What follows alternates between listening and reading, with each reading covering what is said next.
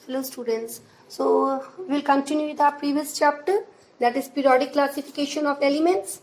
So in the last class we discussed about the contribution of Dobinier and Newland to classify the elements on the basis of their properties and atomic mass. So today we will discuss about the contribution of Mendeleev. Okay. Now, after the rejection of Newland's law of octaves, many scientists contribute to search for the pattern that correlated the properties of elements with their atomic mass. The main credit for classifying elements goes to Mendeleev, a Russian chemist. He was the most important contributor to the early development of a periodic table of elements, wherein the elements were arranged on the basis of their fundamental property, that is the atomic mass, and also on the similarity of chemical properties. When Mendeleev started his work, 63 elements were known. So what he did in the beginning, how he started, he examined the relationship between the atomic mass of the elements and their physical and chemical properties. And among chemical properties, Mendeleev concentrated on the compounds formed by elements with oxygen and hydrogen. Why? Because oxygen and hydrogen are very reactive elements and they form compounds with almost all the elements. And he observed that most of the elements got the place in the periodic table when the elements were arranged in the order of increasing atomic mass. They got the place in the periodic table, as well as he also observed that the elements with the similar properties, they reoccur after a regular interval. So elements, after arranging them in the order of increasing atomic mass, so the elements having the similar properties, they reoccurred, and also he found, or he observed, that these elements which have the similar properties, they have the same formula of oxide as well as of hydride. Okay, and on the basis, Mendeleev formulated a periodic law. Mendeleev's periodic law, it states that the properties of elements are periodic function of their atomic masses. Okay, now students, you can see the Mendeleev periodic table in this slide. Also in the picture you can see, this is Mendeleev's periodic table. Now here you can see there are downward vertical columns, and these downward vertical columns are called as groups. So there are 8 groups, which is denoted by Roman number. Roman number 1, Roman number 2, 3, 4, 5, 6, 7 and 8. And these horizontal rows, they are called as periods.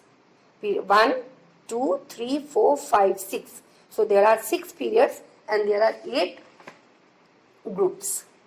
Okay. Now you will see that each group is again divided into 2 parts, A and B. And you see here, you see in group period 2. In period 2, you see the atomic mass of element lithium, that is Li, that is 6.9, beryllium is 9.0, boron is 10.81, carbon is 12.01, nitrogen is 14.0, oxygen is 15.9 and fluorine is 18.9. So I hope all of you know the symbols of elements, because this you studied in class 9. Okay, so you will see here that when these elements are arranged in the order of increasing atomic mass, because you can see here the atomic mass is increasing from lithium to fluorine. Then we come to sodium. Now in the sodium, of the atomic mass of sodium, that which lies in 3rd period and first group, the atomic mass of sodium is 22.9, which is more than that of fluorine. So if you will see the elements, you will find that the elements are arranged in the order of increasing atomic mass, and the elements with the similar properties, they reoccur after a regular interval. How? Just see in group 1. Group 1, you will find hydrogen, lithium, sodium, potassium, rubidium and cesium. Now the properties of all these elements are similar. Okay, now you come to group 2. In group 2, you will find elements beryllium, magnesium, calcium, strontium and barium. And the properties of these elements are similar. You will also find zinc, cadmium and mercury. And zinc, cadmium and mercury which lie in B part, their property is also similar. Same way in group 1 you will find copper, silver and gold which lies in B part of the group 1, so their property is similar. So the elements which are lying in the same group, they will have the similar properties. Now you see the formula, because I told you that the formula, the elements which are having similar properties, their formula of the oxide and hydride will be same. Now you see oxide formula on top, it is R2O. R is what? R is the element. So the formula of the oxide is R2O. Now you see H. How we write water? We write water H2O. Okay. So, and lithium, how you will write lithium oxide? That will be Li2O. Sodium Na2O. Potassium K2O. Rubidium Rb2O. So the oxide formula will be same. And if you take this thing hydride, then it will be RH. That is lithium is LiH. Sodium is NaH. Okay. Now you come to group 2. In group 2, the oxide formula of these elements will be RO. R is the element. Now if we take beryllium, so the formula of the oxide of beryllium will be BeO, or magnesium MgO, calcium that is CaO, and the formula of the hydride will be RH4, whereas R is the element. So how you will write? You will write BeH4 because the hydride formula is RH4. So how you will write beryllium hydride? That will be BeH4. I hope it is clear. So here the formula of the elements having the similar properties, okay, the element forming the compound with oxygen and hydrogen will be having the same formula. Okay. Now we will discuss the merits of Mendeleev's classification of elements or achievements of Mendeleev's periodic table. First is Mendeleev's periodic law predicted the existence of some elements that had not been discovered that time.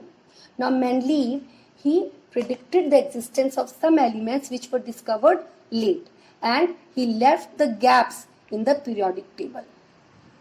Later on these elements were discovered and they were fitted in the gaps, or they occupied the gaps which were left for these elements.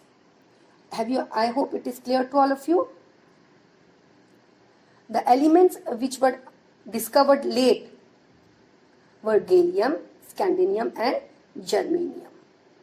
So before these elements were not discovered, they were discovered late. But these elements, when they were discovered, they were placed in those gaps without disturbing the existing elements. Other elements were not disturbed because already the place for these elements were assigned.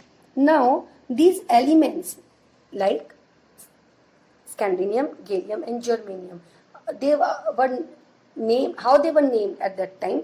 They were named by prefixing a Sanskrit numerical ikar to the name of the preceding element in the same group. For example, again you can see the Mendeleev's periodic table. You see in the slide, all of you refer your slides. Now you see here, where is scandium? Now you can see scandium is in group 3 and period 4 denoted by SC, and you can see in group 3 and period 2 boron is there which is denoted by B. Now this scandium resembles the property of boron, okay, and so it was named as Ika boron. Again you see aluminium and gallium. Gallium is in 4th period and 3rd group, and aluminium is in 3rd group and 3rd period. Now gallium lies exactly below aluminium, so gallium was named as Ika aluminium. Same way germanium was named as Ika silicon. Okay, so this is how the elements were named. Now what is the second achievement or second merit of Mendeley's periodic table could predict the properties of the several elements on the basis of their position in the periodic table. Yes, because he left the gaps at certain places. Okay, and when the elements were discovered, they were placed in these gaps. Now, the elements, newly discovered elements, they were placed in the gaps, and the properties of these newly discovered elements, it resembled the properties of the other elements, because all the elements in a particular group have the similar property. So, that is why he already predicted the properties also. This provided convincing evidence for both the correctness and usefulness of Mendeley's periodic table. Further, it was the extraordinary success of Mendeley's prediction that led chemists not only to accept his periodic table, but also recognize him as the originator of the concept on which it is based. What is the third merit? Mendeley's periodic table could accommodate noble gases when they were discovered. Students, noble gases, since they are inert and they are present in very less amount in the atmosphere, so they were discovered very late. But Mendeley predicted the existence of noble gases also, and in his periodic table he left the gaps for the noble gases. When noble gases were discovered, they were placed in these gaps which formed a separate group. And in that separate group, all the noble gases were placed. Okay, and the discovery of noble gases did not disturb the periodic table.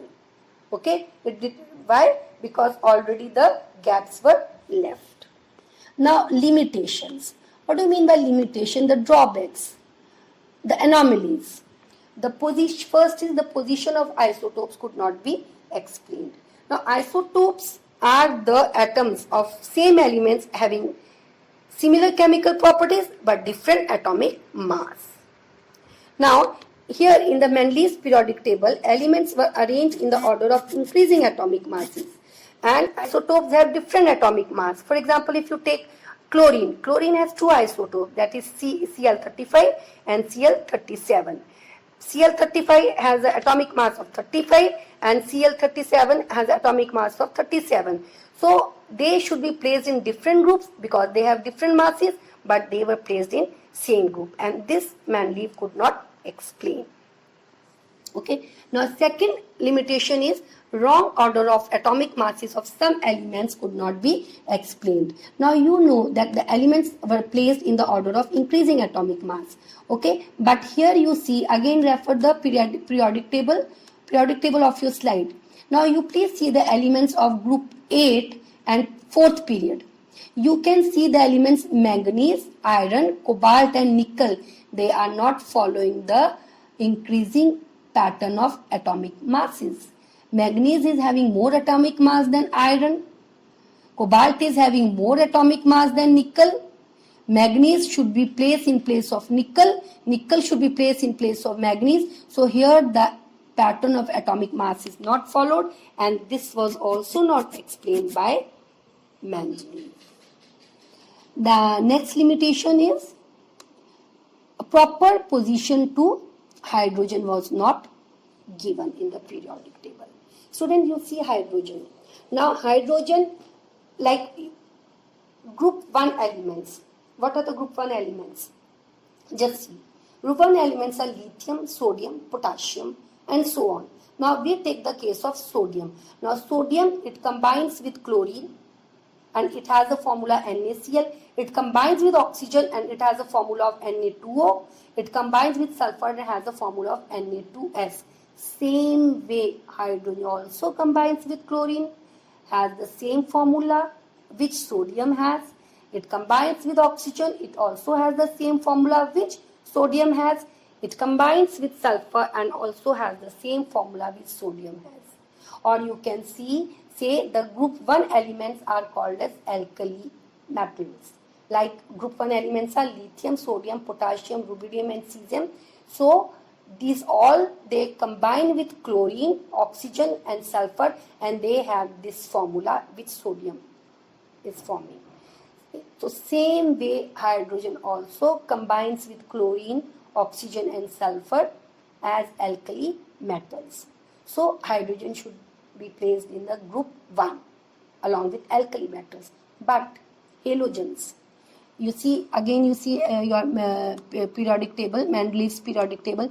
Now you see halogens. You see what halogens are placed in group 7. All of you see, they are fluorine, chlorine, bromine, iodine. So they are called halogens, and they exist as diatomic molecules. Diatomic molecules means two atoms. One molecule has two atoms. For example, if I take the case of fluorine, fluorine exists as F2. Okay, if I take the case of chlorine, chlorine exists as Cl2, bromine exists as Br2, and in the same way hydrogen also exists as H2. So it resembles halogens also, it resembles the elements of group 7 also and the elements of group 1 also. So hydrogen should be placed in group 7 also, it should be placed in group 1 also. So proper position was not assigned to hydrogen. So students, these are the limitations of Mendeleev's periodic table, and today we will do till here. In the next class we will start with modern periodic table, and if you have any doubt you can ask from me, but once please go through the portion which I have discussed today. Thank you students.